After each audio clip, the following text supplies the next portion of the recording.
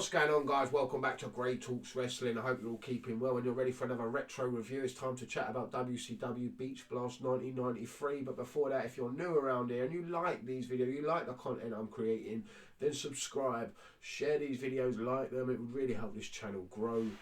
And let's talk about WCW Beach Blast 1993, shall we? Decent matches, actually. Some dodgy finishes in some of them that kind of ruined some of the matches, in my opinion. Could have made it a lot better. But overall, I did enjoy this show.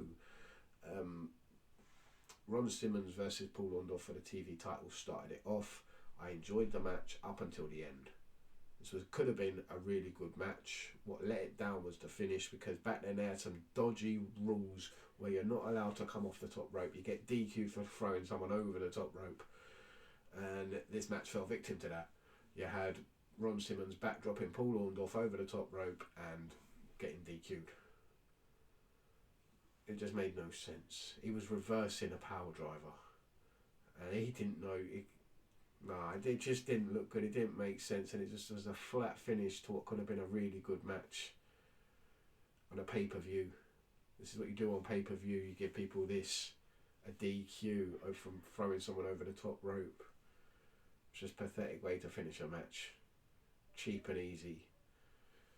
I'm enjoying watching Too Cold Scorpio.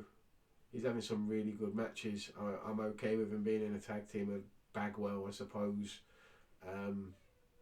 Didn't mind the tag match they had with Shanghai Pierce and Tex Slazenger. Not great creative, I suppose, but it was okay match. No doubt about it. It was okay. Nothing special. You might recognise Shanghai Pierce and Tex Slazenger. They go on to become Henry Godwin and Phineas Godwin, the Godwins, in the WWF in a couple of years. This was okay. Not a bad match. Okay finish. Wasn't bad about it. The baby faces get the win. I'm okay with that. Nothing spectacular. Okay for a second match, I suppose, on a pay-per-view card back in 1993. Next up, we get a debut in the pay-per-view for Lord Steven Regal, coming from the UK, coming from Blackpool, England. The Blackpool Combat Club is born right here. He has a decent match, actually, with Eric Watts. You hadn't seen any really good matches, Eric Watts, really, on a pay-per-view. I can't believe he's actually on a pay-per-view. Eric Watts, not someone you point to as someone you'd think you're going to see a good match from, but Regal, he carries him to a pretty decent match here. Regal, being the villain he is, doing villain things, winning by pretty much cheating anyway. But it was a decent match, no doubt about it. Some good wrestling in the match. Then we get Johnny B. Bad versus Max Payne, and the less said the better. Max Payne's entrance, a little bit better, I suppose. He's just a fat Ozzy Osbourne, basically, and not a very good one. He sucked. He sucked. Johnny B. Bad was okay. Was wearing a mask because they were doing some storyline. That made the match a little bit better, I suppose. But yeah, not great match. Johnny B. Bad had a lot better matches in WCW, and I'm saying something. Max Payne was awful, just awful. I didn't enjoy any of his matches, and I didn't enjoy him at all. One match I really did enjoy, and I am enjoying watching every single one of their matches, going back and watching them. That's the Hollywood Blondes. This show actually picks up after this match, in my opinion. It actually gets a lot better from here on out.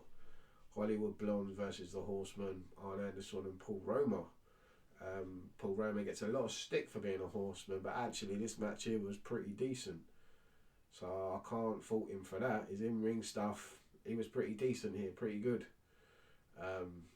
Arn Anderson was pretty decent, but Pillman and Austin were fantastic.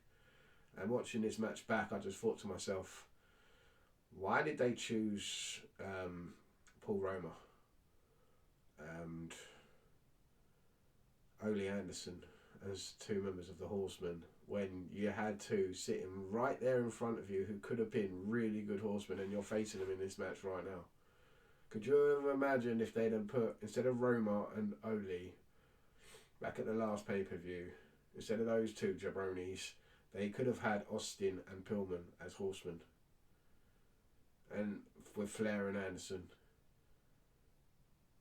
It really would have worked. Two young up and comers in Austin and Pillman who were absolutely killing it with Flair and Flair and Arn. Sorry, that would have been formidable. I know Pillman does become a horseman, but Austin as a horseman. Could you imagine Steve Austin was a horseman? That would have been fantastic. Stunning Steve as a horseman. Come on, while we're cooking, man, that would have been fantastic. But this show gets a lot better, and that match was really good. Really enjoyable tag match, and Hollywood Blondes are just killing it as a tag team. They're the best tag team in '93 by a mile, and rightfully so. Yeah, their matches were fantastic, and this was another one. And you got to give credit to Paul Roma and Arn Anderson for it as well. Very, very good match. Really enjoyed it. One of my favourite matches of this show. Yeah, I enjoyed pretty much every match from here on out, really. Until the main event, pretty much. And I did enjoy the main event as well. I'm not saying I didn't. But next up was an Iron Man match, Rhodes versus Rude, and I'm enjoying this feud, I've got to say. And they've kept it going for some time now, and it's just getting better and better. Dustin Rhodes versus Rick Rude is a phenomenal feud. Had some really good matches, some banger matches, and this is probably by far the best. Really good match. Dustin Rhodes, and what a career the guy's had. Like, back in 1993, he's pulling out these sort of matches, and more. There's still so much more to come from him. Yeah, this was a very good match. One of his best matches, I do believe, in his whole career, though, that I've ever seen against Rick Rude. 30-minute Iron Man match. And they both bring it. It's a 1-1 draw. Rhodes gets the pin in the last 3 minutes to score the draw, to save the match and save himself and get a draw with a bulldog after taking some unbelievable punishment from Rick Rude. And the feud continues for the United States Championship. And I'm enjoying every minute of it. This is the best I've seen of Dustin Rhodes, in my opinion, so far. It's just the gimmick is a bit flat, I will say that, because we do know what he goes on to become. But yeah, this was like, when we're talking in ring, this is the best you're going to see. It really is. Against Rick Rude right here. Very, very good match. 30-minute match. Just phenomenal. Best match of the night was Flair versus Wyndham. Without a doubt, the World Championship, the NWA Championship. I think Vader's the champion as well, the WCW champion. They're still calling this the NWA Championship. Eventually, I think they do unite the titles. I'm waiting for that to happen, because why you need two world champions in one company? It makes no sense. It really doesn't. You only need one, and this is clearly the title they're going to go with. They've put it on Flair yet again, 10-time champion. But yeah, this was a very good match. Really, really good. Barry Windham, Ric Flair at their best. Definitely recommend going back and watching this one, because yeah, you're not going to see many better. You're really not.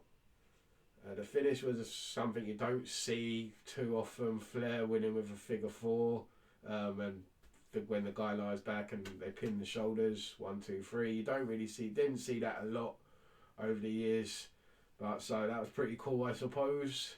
It kind of confused a lot of people. Even the wrestlers looked a bit confused. What the fuck? But yeah, it happened. Yeah, it was cool. I enjoyed it. Good match. Good finish. Shame it wasn't the main event. Bit strange it wasn't the main event. The main event was Davey Boy and Sting defeating a formidable tag team. A tag team I would have liked to have seen more of in Vader and Sid.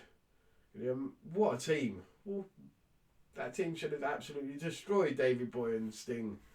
But they didn't. They lost somehow. Yeah, it was okay. 4 big guys. Well, Sting's not really a big guy. Davey Boy is big. You got Vader and Sid, who are just absolute beasts, monsters. They should have absolutely destroyed them. and somehow they didn't. Yeah, it was okay for what it was. Didn't have to be in the main event really, but it was enjoyable watching Sid and Vader back then. They should have cleaned up, man. They should have been world champions, dominant, and I don't know why they weren't. Made no sense to me really. Maybe they didn't want to be. Maybe they didn't want to work for it. But overall, yeah, I enjoyed the show. I really did. WCW putting on some decent shows back in 1993. Hopefully it will continue. Because, yeah, I enjoyed this one. This was good. Let me know what you think about Beach Blast 93. If you liked it, smash the like button. If you like this video, share. And I'll see you next time for WWF SummerSlam 93. Safe, peace. See you later.